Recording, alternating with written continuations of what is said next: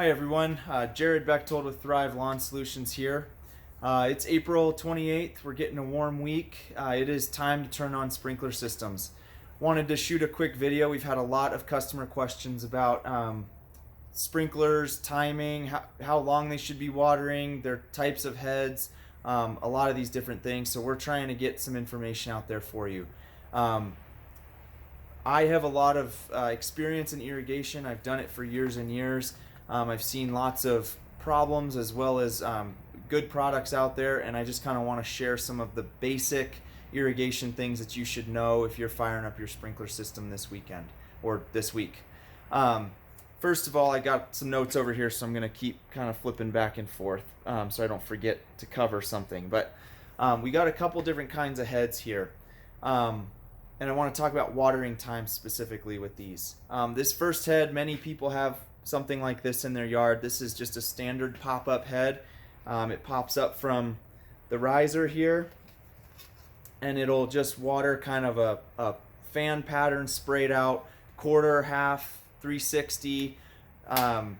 It waters and it dumps water as long as it's on. Conversely, we've got like a rotary head here that is actually going to move back and forth. It's gear driven, so it's those heads you see that just move slowly across the lawn and come back. These two different styles of heads need two completely different watering times. A head like this is dumping water in the same spot on your lawn the whole time that it's watering. Typically in the springtime, we see people that need roughly 8 to 10 minutes with this head, up to about 15 to 18 minutes during the height of the growing season when it's hottest. A rotor head like this, typically we need, starting out in the springtime, we need 20 to 25 minutes with a head like this, and then moving up through the course of the season, we need up to usually about 45 minutes. So anywhere between 25 and 45 minutes is kind of the range on these guys. Much smaller range here because we're dumping water all the time rather than just having water move across that lawn and not hitting the same spot all the time. The other category that I don't have sitting here would be a high efficiency head.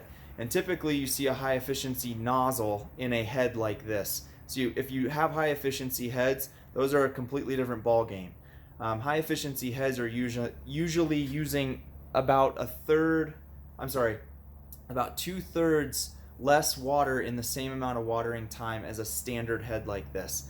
So usually we're going to be bare minimum 30 minutes on a high efficiency head, and then as we get into the hotter times of the summer, up to 50 minutes. The math works out that you still save water with high efficiency heads, but I'm addressing mostly the watering times, and that needs to be bare minimum 30 minutes. If you don't water 30 minutes, you're putting out just such a small amount of water that it's not doing much. Next thing I wanted to talk about is kind of number of days that we typically need to water. I personally like a 4-day-a-week watering schedule. I know a lot of people that do every other day. Every other day is fine. The only problem with that is you don't know week to week which days you're watering. It can be Monday, Wednesday, Friday, Sunday, Tuesday, Thursday. So every other week you're watering a different set of days, and that can just be confusing to keep on top of with a watering schedule. I typically like to know my water is going off Monday, Wednesday, Friday, Saturday at a specific time. So I like a 4-day-a-week watering schedule. I also like to put that water in the morning. If we water in the mornings, we prevent a lot of fungal issues. When people water at night, especially over the course of the summer, when those warmer nighttime temperatures and that water is sitting in that thatch in those warmer nighttime temperatures, that's when we see a lot of fungal issues and disease start breeding in our lawns. So we really want to make sure that we're watering in the mornings, typically starting your system around 4 a.m., 4:30, depending on how many zones you have and how long it's going to take everything to get done. We like to see those systems also ending their watering cycles around 7:30, 8 a.m., kind of at the latest. So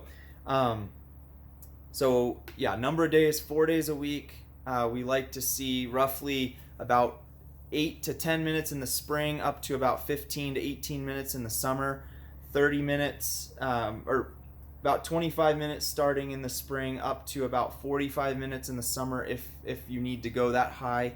And then last thing I want to address, a lot of people set and forget their sprinkler systems. They turn them on in April, they set it for what they're going to need in July, or they set it for what they need today. Both of those situations are not good. We want our customers and people out there who are watching this video to realize we have many different heat and cool cycles through the course of our season. Spring is going to be cooler than July-August timeframe, and July-August timeframe is going to be cooler than end of September into October when we're starting to do blowouts. So you can either waste a lot of water or create a lot of damage for your lawn if you're not watering at the right times for the right time of year. So it's good to audit that system a couple times through the course of the year. When you turn it on, go through it, make sure everything's working, get your time set, and then as you see the rise in temperature, start working up those times. Try to be somewhat scientific about it if you want. You can also just visually look at your lawn and say, that needs more water, and go and try to increase the time on individual zones as needed.